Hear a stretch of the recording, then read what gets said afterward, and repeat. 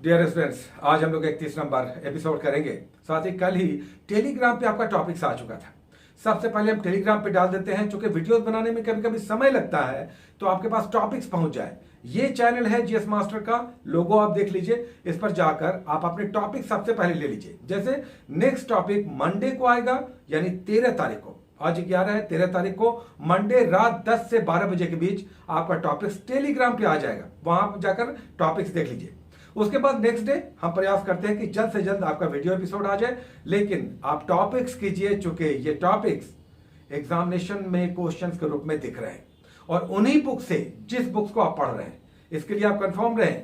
जिन books को आप पढ़ रहे हैं, जो हमने रिकमेंड किया है, आप भी पढ़ रहे हैं, आप अपने स्तर पर भी पढ़ रहे हैं, लेकिन ये सारे प्रश्न दिख रहे हैं जो आप पढ़ते हैं बुक्स। अच्छा, जो सीडीपीओ की तैयारी कर रहे हैं उनके लिए समय ज्यादा नहीं है। आप 31 अक्टूबर मानकर अपनी तैयारी करें और इसमें जो गाइड बुक्स हम लोगों ने सजेस्ट किया है वो कीजिए, बिहार स्पेशल कीजिए और स्पेक्ट्रम जरूर कीजिए, इंक्लूडिंग करंट अफेयर्स। ये 4 सेगमेंट वेरी वेरी इंपॉर्टेंट है, आपका एग्जाम निकाल देगा। और जिन्हें एग्जाम निकालना है उनके लिए समय नहीं है। अगर सीडीपीओ देना है 31 अक्टूबर मानकर आप अपनी तैयारी को आगे बढ़ाइए, क्योंकि ये तैयारी जो हम लोग कर रहे हैं ये भी 3 महीने हो चुका है। मई में हम लोगों ने स्टार्ट लिया था, 3 महीने हो चुके हैं। आपने सभी 28 राज्यों को कंप्लीट कर लिया है और बहुत सारे टॉपिक्स, तो ये सब आपने किया है। जो लोग बाद में जुड़े हैं, ये सही है कि उनके टॉपिक्स छूटे हैं या वो लोग बहुत सारे टॉपिक्स को नहीं कर पाए, लेकिन जो स्टार्ट से जुड़े रहे वो सारे टॉपिक्स कर रहे हैं। और आज हम लोग 31 नंबर टॉपिक्स करेंगे। लेकिन आगे बढ़ने से पहले सबसे पहले हम कहते हैं कि क्या हम पढ़ रहे हैं ये तो पता चलना चाहिए कि वो प्रश्न में एग्जाम में दिख रहे हैं कि नहीं। तो सबसे पहले चलिए देख लेते हैं कि 30 नंबर जो टॉपिक्स था उससे कितने क्वेश्चंस आए पिछले एग्जाम में, जो दिसंबर 2020 में हुआ, बीपीएससी 66वीं का। और क्वेश्चंस आए 4।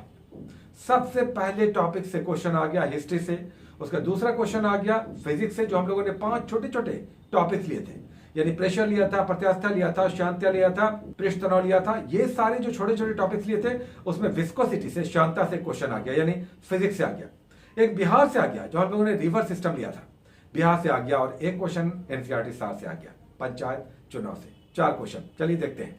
देखिए, जो पहला क्वेश्चन आया, जो 10 नंबर यहां पे दिख रहा है, ये सेट सी से लिया गया है। पंचायती राज संस्थाओं पे क्वेश्चन आ गया, जो हम लोगों ने एनसीईआरटी सार का जो पहला पॉलिटी का टॉपिक हम लोग लेते हैं एनसीईआरटी सार से, उसमें पॉलिटी से आ गया। पंचायती राज हम लोगों ने लिया था, लेकिन क्वेश्चन थोड़ा सा यहाँ पर घुमा के पूछा है। नेक्स्ट क्वेश्चन देखिए आया, जो हम लोगों ने फिजिक्स का टॉपिक 5 छोटे छोटे लिया था, उसमें शांता, विस्कोसिटी एक टॉपिक था। विस्कोसिटी से आ गया कि निम्नलिखित में से कौन सबसे ज्यादा विस्कस है, कौन सबसे ज्यादा शान है। तो जितना गाढ़ा भी होगा कोई भी सब्सटेंस, उतना ही उसमें विस्कोसिटी, शांता होगी। तो शहद यहां पर आंसर है, हालांकि ये आपके बुक में नहीं मिला। उसको देखिए 124 नंबर क्वेश्चन, ये आ गया, हम लोगों ने टॉपिक मध्य एशिया से संपर्क लिया था, हिस्ट्री का पहला टॉपिक। इसमें देखिए कुषाण वंश से आ गया, जो हम लोगों ने इंडो यूनानी, शक, पहलव और कुषाण 4 वंश लिया था मध्य एशिया से संपर्क में, उसमें कुषाण वंश से आ गया।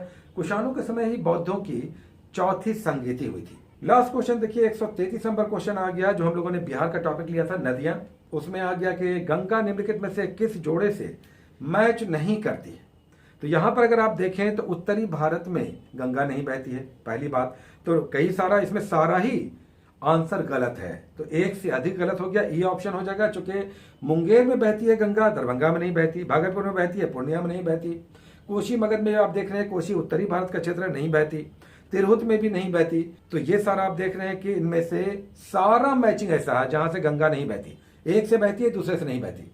तो आंसर इसका ई हो जाएगा। ये आप अगर देखेंगे आप अपने बुक में, तो उत्तरी बिहार की नदियों में साफ लिखा हुआ, दरभंगा में कौन सी नदी बहती है, तिरहुत में कौन सी नदी बहती है, पूर्णिया में कौन सी नदी बहती है, आप अपने बुक में जाकर देख सकते हैं। तो ये आपने देखा कि 4 क्वेश्चंस थे पिछले टॉपिक से, लेकिन एक क्वेश्चन जो शांता वाला था वो नहीं मिला। हालांकि जिन्होंने शांता को समझा है, विस्कोसिटी पढ़ा है, वो जानते हैं कि कोई भी पदार्थ जितना गाढ़ा होगा उतना विस्कस होगा, शांता उतनी अधिक होगी। लेकिन फिर भी मानकर चले कि 3 क्वेश्चंस आपके बुक से आए, एक नहीं मैच किया, 4 क्वेश्चंस आए।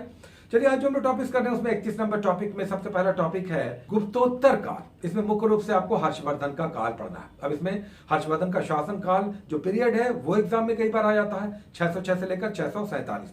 वाण भट्ट के बारे में यहाँ पर पढ़ना है, साथ ही वेन्सांग के बारे में पढ़ना है, जो चाइनीज यात्री यहाँ आया, उनका डिटेल्स आपको लेना है, साथ ही हर्षवर्धन का पूरा शासन काल।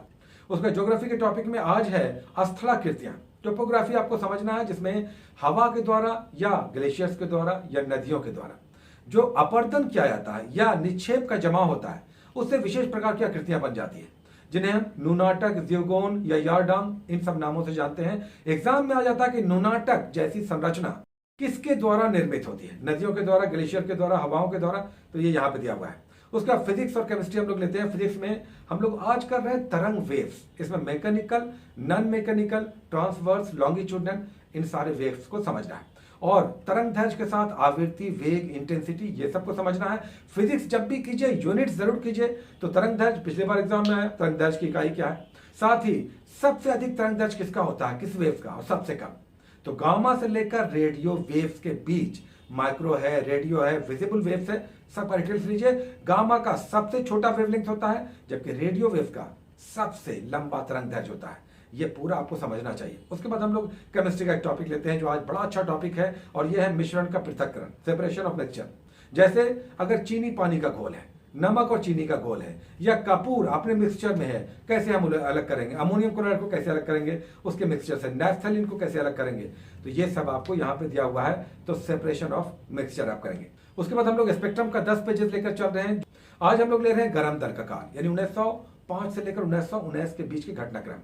गर्म दलीय राष्ट्रीय आंदोलन का ये गर्म दलीय फेज स्पेक्ट्रम से आप करेंगे। फिर बिहार का एक टॉपिक हम लोग लेते हैं, जिसमें आज है परियोजनाएं, बिहार की प्रमुख परियोजनाएं जो विभिन्न नदियों पर स्थित है, चाहे सोन हो, गंडक हो, कोसी हो, इन परियोजनाओं को समझना है। और बहुत सारी नहर परियोजनाएं जो उनकी शाखाओं के रूप में है, उसे भी आपको करना है। जैसे राजपुर नहर है, त्रिवेणी नहर है, तिरहुत नहर है, ढाका नहर है, ये सब मैचिंग में आ जाता है, तो इसे आप कीजिएगा। और फिर एक राज्य हम लोग लेते हैं, लेकिन राज्य समाप्त हो गया है, तो अब हम लोग यूनियन टेरिटरीज लेंगे। तो चंडीगढ़ आज हम स्टार्ट कर रहे हैं। एक यूनियन टेरिटरी कीजिए, चंडीगढ़ कब अस्तित्व में आया, और इसके फिर अलग अलग भाग, इसके फीचर्स। उसके बाद हम लोग एनसीईआरटी सार से लेते हैं, जिसमें हम लोग आज 6 सब्जेक्ट्स फिर से करेंगे।